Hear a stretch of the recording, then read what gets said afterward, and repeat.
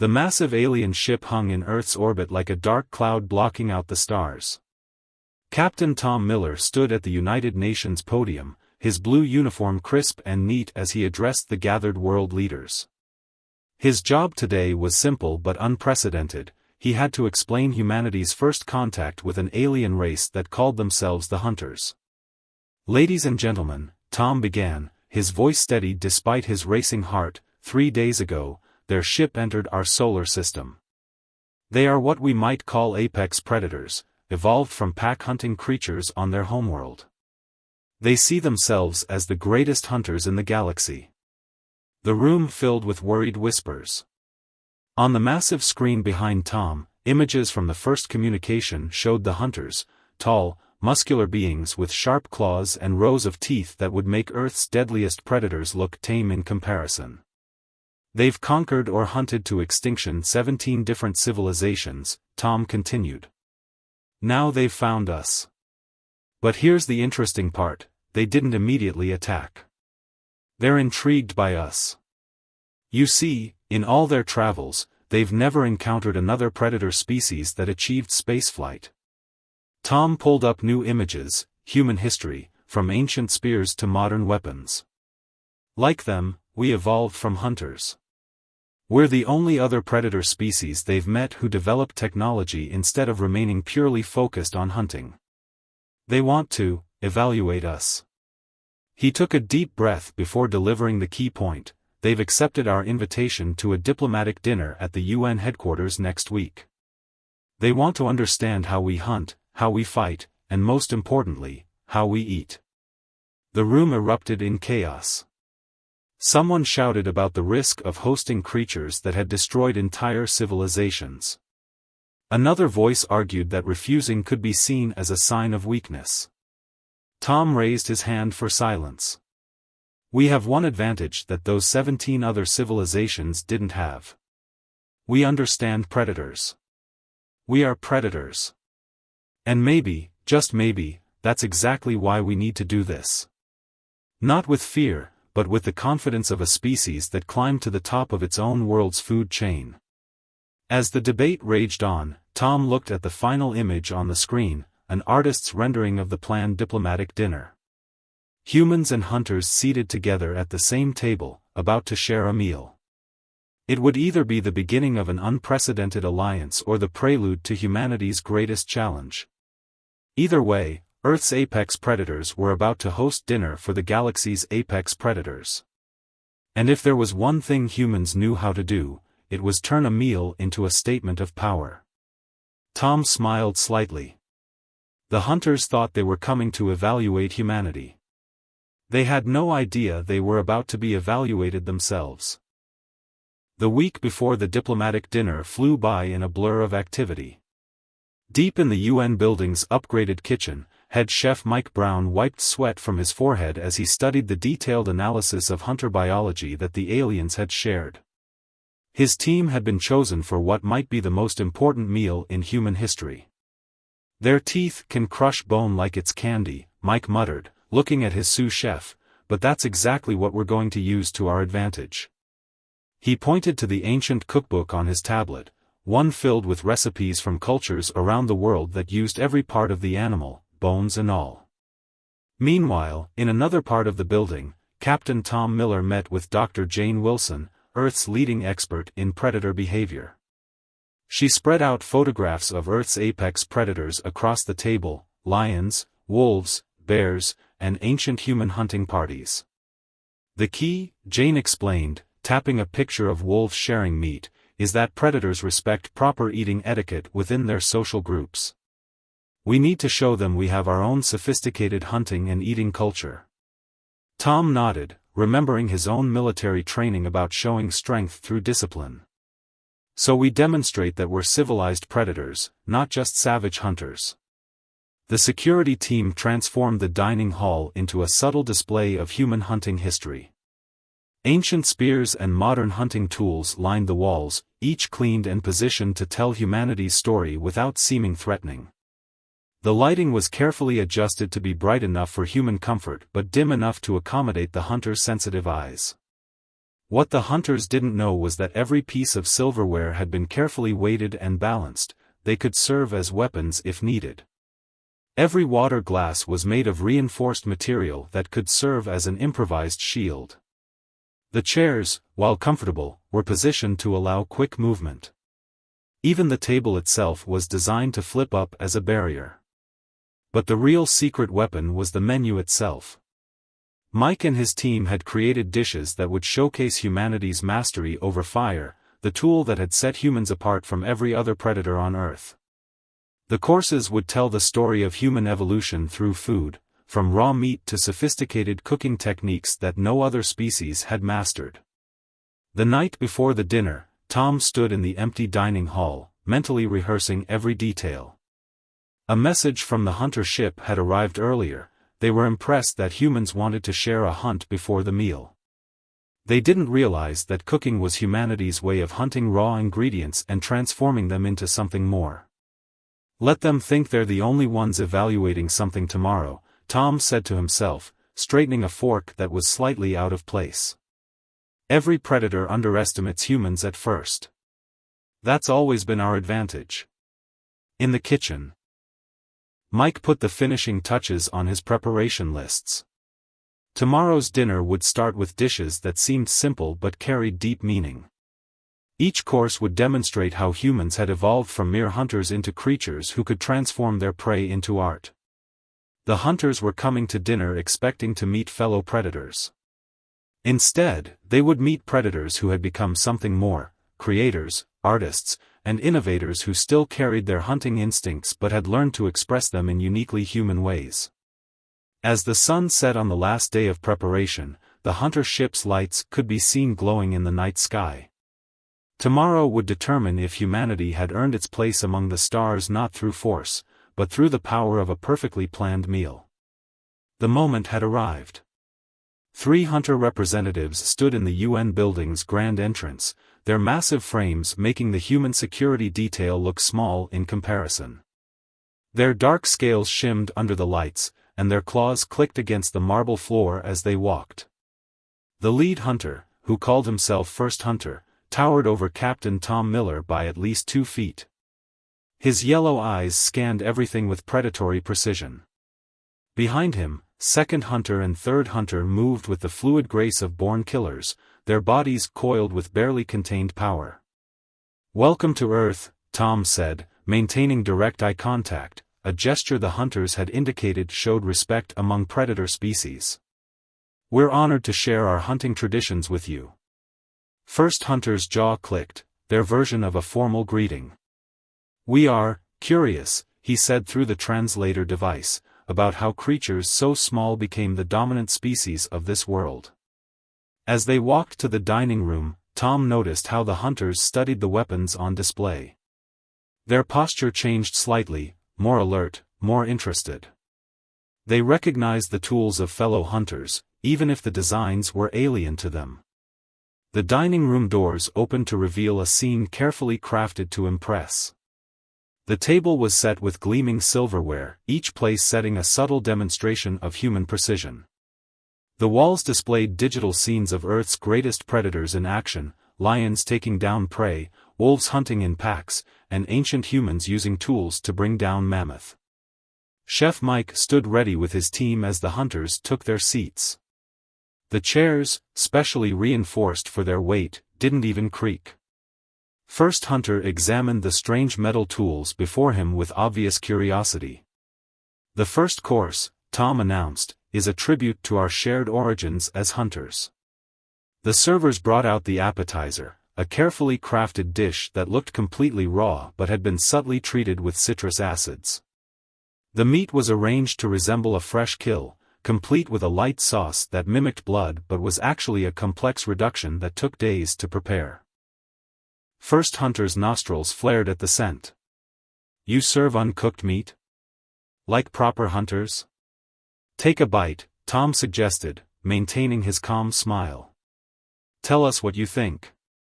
The hunters used their claws, ignoring the silverware, exactly as expected. First Hunter's eyes widened slightly as he tasted the dish. The meat literally transformed in his mouth, the carefully prepared acids and enzymes creating a complex reaction of flavors that no simple raw meat could achieve. This, second hunter spoke for the first time, is not just killed prey. You have done something to it. We call it cooking, Tom explained, taking a bite of his own portion. Humans learn to use fire and chemistry to transform our food. Every predator can kill. We learn to create. Third hunter leaned forward, suddenly more interested. You hunt the very nature of the meat itself? Change it into something new? Exactly, Chef Mike said, stepping forward. And that's just the beginning. Each course will show you how humans took the act of hunting and evolved it into an art form. We don't just eat our prey, we transform it, honor it, and create experiences no other species has imagined. The hunters exchanged looks that Tom recognized from his briefings on their body language. It was the same look they had when encountering a worthy opponent. But this wasn't a battle of claws and teeth, it was a contest of culture, creativity, and sophistication. As the first plates were cleared away, First Hunter's posture had changed. He was no longer looking down at the humans with predatory assessment. Now he was watching them with something new in his yellow eyes, respect. Show us more, he commanded, but his tone had changed from demanding to genuinely curious. Show us how your kind hunts with fire and transforms prey into art. Tom nodded to Chef Mike. The second course was about to begin, and with it, the next step in showing the hunters exactly why humans had become Earth's dominant species, not just through hunting, but through innovation. The second course arrived in a spectacular display that made even the battle-hardened hunters lean back in surprise. Chef Mike's team wheeled in carts carrying metal boxes filled with smoking wood chips. As they lifted the lids, the rich aroma of slow-cooked meat filled the room. This, Tom explained, is how humans learn to use fire as a hunting tool. Not just to cook, but to smoke and preserve our prey. He watched as the servers placed large platters before each hunter. What you're about to taste took 3 days to prepare. The dish was a carefully arranged selection of smoked meats, some tender enough to melt on the tongue, others with a firm, jerky-like texture that would challenge even the hunter's powerful jaws. Each piece told part of humanity's story of mastering fire. First hunter picked up a piece of brisket, his claws sinking into the tender meat. 3 days? Why wait so long to eat a kill? Because, Chef Mike stepped forward, the waiting transforms it. Like time itself becomes an ingredient. He gestured to the different items on the platter. Each piece represents a different way humans learn to use time and fire to improve our hunting success. The hunters sampled the meats, their expressions changing from skepticism to surprise. Third hunter actually closed his eyes while chewing a piece of smoked venison, an act that Dr. Jane Wilson, watching from her position near the wall, noted as a sign of trust and pleasure in their species. You make the meat better than when it was alive, second hunter observed, reaching for another piece. This is not just killing. This is evolution of the prey. Exactly, Tom said, carefully cutting his own portion. Humans weren't the strongest or fastest predators on Earth. We had to become the smartest. We learned that patience and knowledge could be stronger than claws and teeth. First hunter watched the humans using their utensils, then surprisingly picked up his own knife and fork. His claws made the movement awkward, but his attempt to mimic human eating habits was a clear sign of growing respect. Tell us, First hunter demanded, how did your species first discover this power over fire? Tom nodded to Dr. Wilson, who stepped forward with a holographic projector. Above the table, images appeared of ancient human settlements. Our ancestors discovered that meat touched by fire tasted different, better, she explained. This led to the first human colonies, as we stayed near our fire pits instead of always following the herds. The projection showed early humans gathering around fires, then building permanent structures, and finally creating the first cities. The hunters watched with intense focus, their predator instincts recognizing the strategy in this evolution. Fire gave us more than food, Tom continued. It gave us time to think, to plan, to create. While other predators spent all their energy hunting, we learned to preserve our kills and use that extra time to invent new tools, new weapons, new ways of hunting. Third hunter gestured at the smoked meats with a claw. So this is not just food, it is a display of your species' power to change the very nature of what you hunt. And not just meat, Chef Mike added. The next course will show you how humans learn to hunt and transform plants as well. We became predators of entire ecosystems, but in a way that let us cultivate and improve them rather than just consume them. First hunter's posture shifted, the universal predator signal of reassessing a potential threat.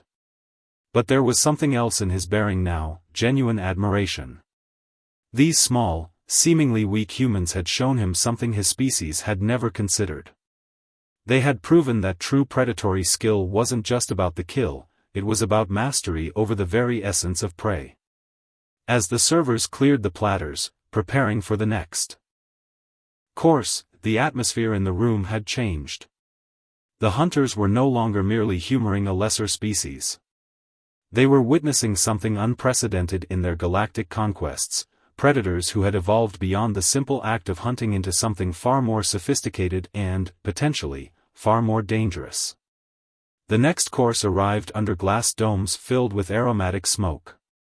As the servers lifted the covers, a complex array of dishes spread across the table like a miniature ecosystem.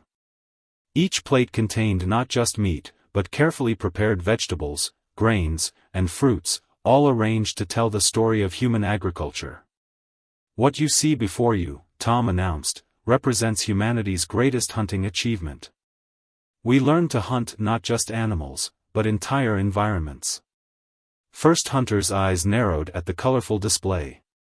You eat plants? Like prey species? There was a note of disgust in his translated voice. We eat everything, Chef Mike responded confidently. And we make it all better. Watch. He demonstrated how the different elements on the plate were meant to be combined, the tender meat paired with roasted vegetables, the grain soaking up the rich sauces. Dr. Wilson stepped forward again. Humans discovered that by understanding how ecosystems work, we could manipulate them. We became predators of the land itself. The holographic display showed the progression of human agriculture, from simple farming to modern vertical gardens and lab-grown meats. We don't just take from the environment, she explained. We reshape it to serve us.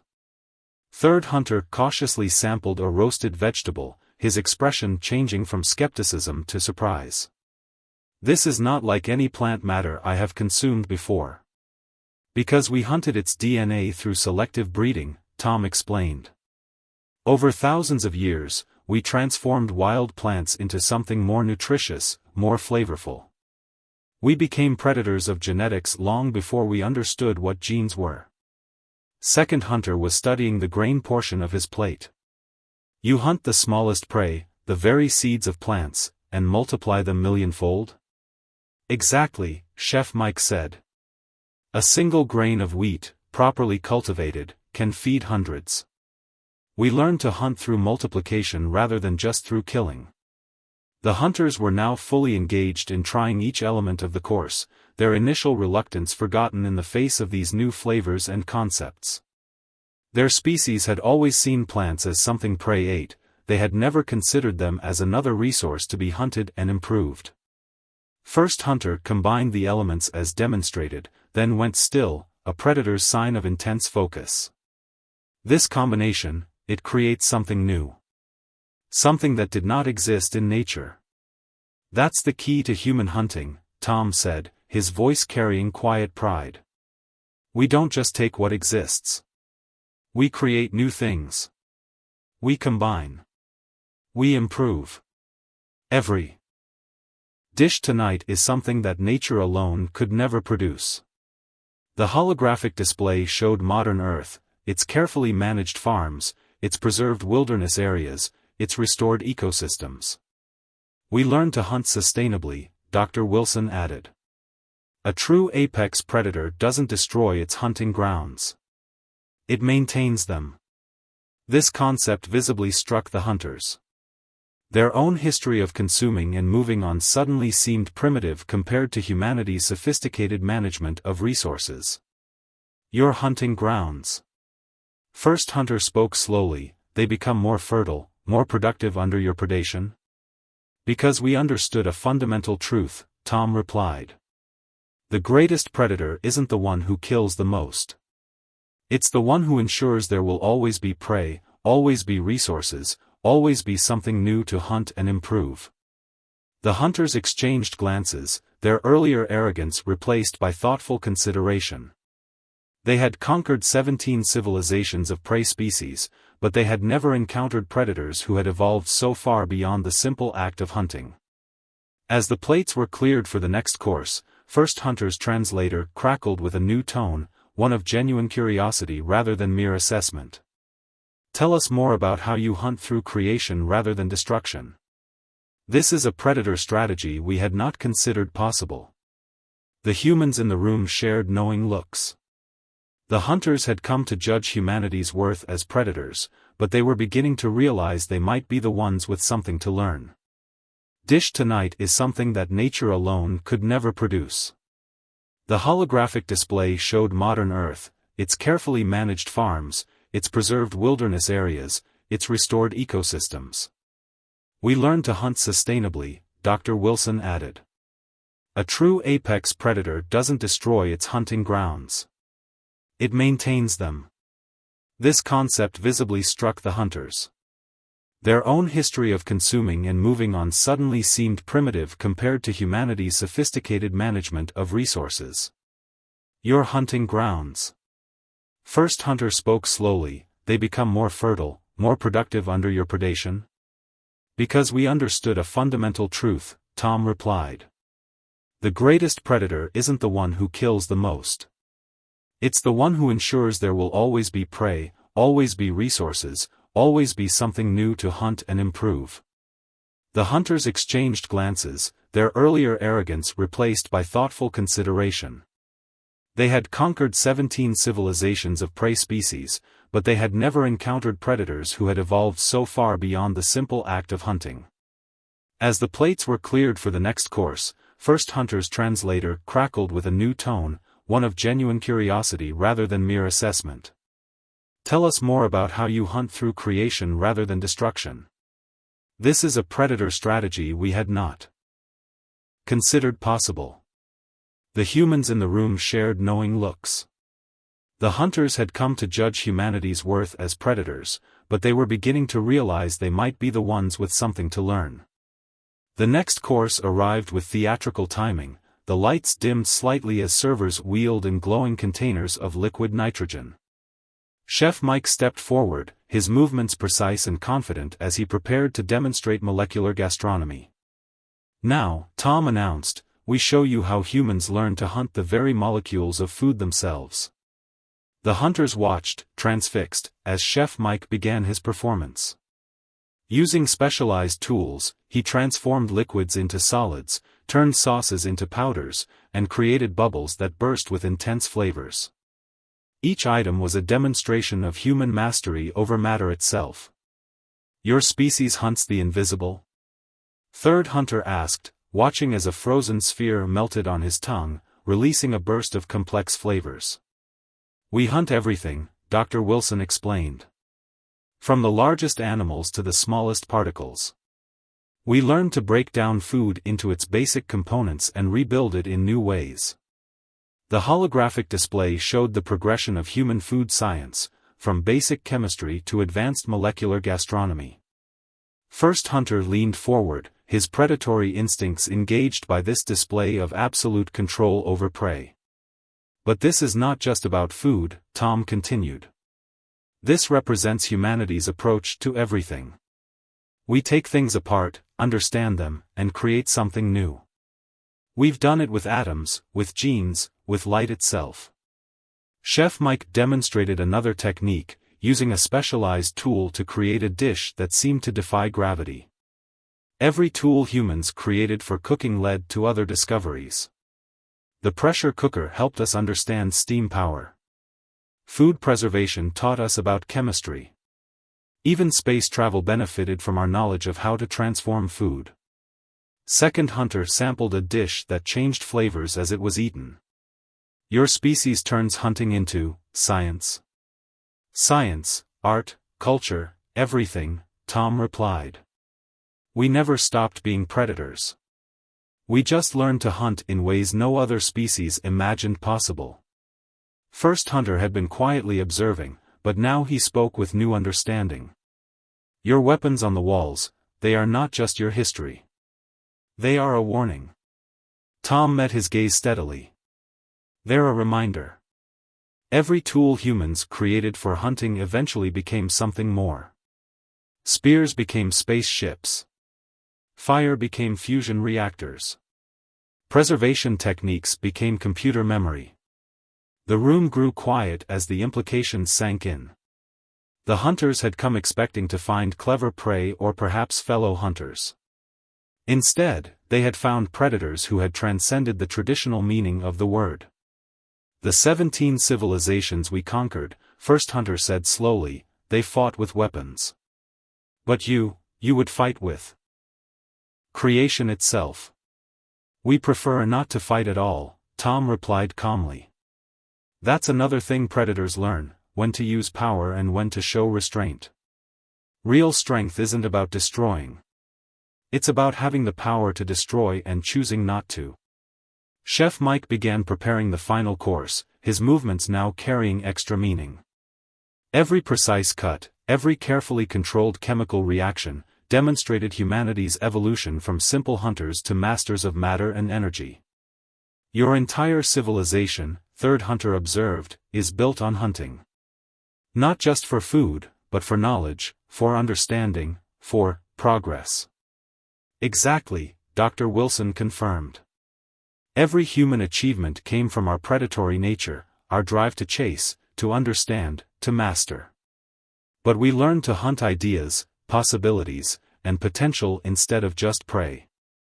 First Hunter's posture had completely changed from the beginning of the meal. The arrogant conqueror was gone, replaced by something close to reverence. We came to judge if humans were worthy predators, he said. We did not expect to find teachers. As the final course was about to be served, the atmosphere in the room had transformed. The hunters now understood that they weren't just attending a dinner, they were witnessing a demonstration of how far a predator species could evolve when they learned to hunt beyond the physical realm. The humans exchanged knowing glances. The final course would drive home the lesson: humanity's greatest prey had always been the impossible, and they had never failed to catch it. The final course arrived under spotlights, presented on plates that seemed to glow from within. Each dish was a perfect sphere that appeared to be made of pure light, a triumph of both culinary science and artistic vision. For our final offering, Tom announced, we present a glimpse of humanity's future. This dish exists at the intersection of all we've shown you, our mastery of matter, energy, and creation itself. Chef Mike stepped forward. What you see before you combines traditional ingredients with quantum gastronomy. The molecules have been arranged to create not just flavors, but an experience that no natural process could achieve. The hunters studied the glowing spheres with a mixture of awe and uncertainty. First Hunter reached out with one clawed hand, then hesitated, a gesture of respect that Dr. Wilson noted with satisfaction. You may have noticed, Tom continued, that each course tonight told part of humanity's story. Raw meat became cooked food. Fire became chemistry. Understanding became mastery. And now, he gestured to the glowing dishes, mastery becomes art. As the hunters consumed the final course, their reactions were profound. The dish didn't just taste, it created sensations that their species had never experienced before. It was the culmination of everything humans had demonstrated throughout the dinner. We came here, First Hunter spoke slowly, believing we would find either prey to hunt or fellow hunters to evaluate. Instead, we have found. He paused, searching for the right word, evolution itself, given form. Humanity's greatest strength, Dr. Wilson explained, isn't our ability to hunt or kill. It's our ability to transform. To take what exists and make it into something new. Every predator can end life. We learn to change it, improve it, create it anew. Second hunter turned to Tom. The 17 civilizations we conquered, they feared us. But you invited us to dinner. You showed us your ways without fear. Because true predators don't need to prove their power through fear, Tom replied. We prove it through mastery. Through creation. Through understanding. First hunter stood, his full height impressive but no longer intimidating to the humans present. We must report to our fleet. But not with the message we expected to send. And what message is that? Tom asked, though he already knew the answer. That we have found not prey, not mere fellow hunters, but First hunter's translator crackled with emotion, potential teachers. Your species has taken the path of the predator further than we imagined possible. You hunt not just with claws and weapons, but with wisdom and creation. The hunters performed their formal bow, a gesture previously reserved only for their own kind. We came to decide if humans deserve to survive, third hunter admitted. We leave wondering if we deserve to learn from you. Tom stood as well, matching their formal gesture. Then let's begin a new kind of hunt together. Not for prey or territory, but for knowledge. For understanding. For growth. The dinner ended not with conquest or competition, but with the beginning of an unprecedented alliance. The hunters had arrived as conquerors but would leave as students, having discovered that humanity's true power lay not in their ability to destroy, but in their mastery of creation itself. As the alien ship prepared to depart Earth's orbit that night, they transmitted a message to their fleet. Earth was to be marked not as a target for conquest, but as a center of learning. The humans had proved themselves to be more than just fellow predators, they were pioneers of evolution itself. In the UN building, as the cleanup began, Tom looked at the ancient spears still hanging on the walls. They had served their purpose, not as weapons, but as reminders of how far humanity had come. From simple hunters to masters of creation, humans had never stopped evolving, never stopped hunting for new possibilities. And now, with the hunters as allies rather than enemies, a whole new universe of possibilities awaited. The greatest hunt of all was just beginning.